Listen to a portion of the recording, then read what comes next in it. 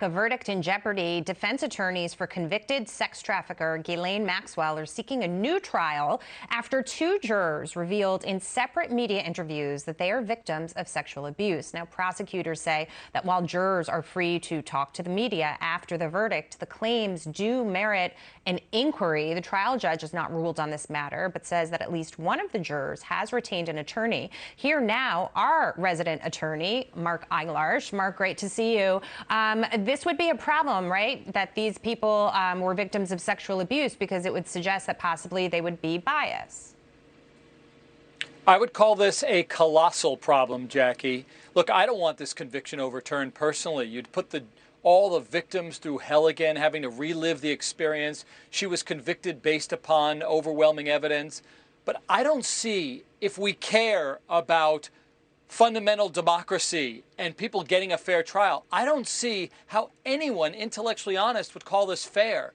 Two separate jurors who went through sexual abuse and didn't disclose that when being questioned by the attorneys, and then that became an issue in the jury room, bringing their experiences up to help convict this woman.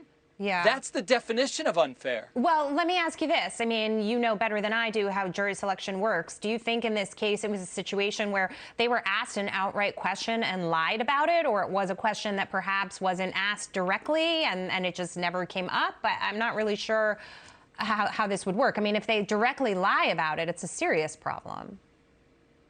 No question. So one of the jurors said that he was given a questionnaire and he went through it very quickly.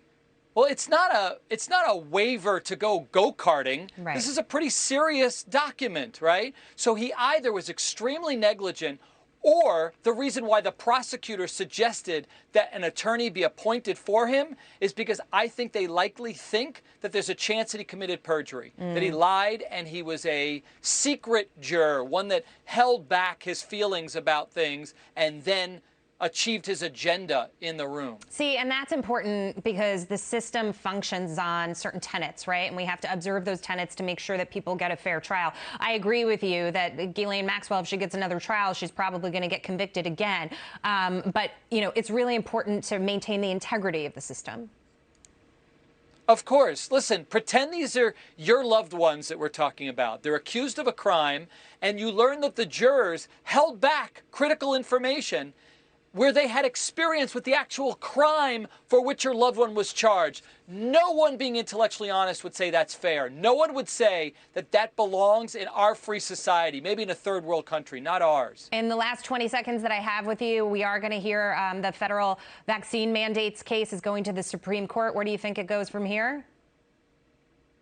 Well, that was a curveball. I think that they uphold the decision made by the Biden administration in the interest of protecting lives. Okay, we'll be watching really closely. Mark Eiglarsh, thank you so much for that, and thanks for rolling with it.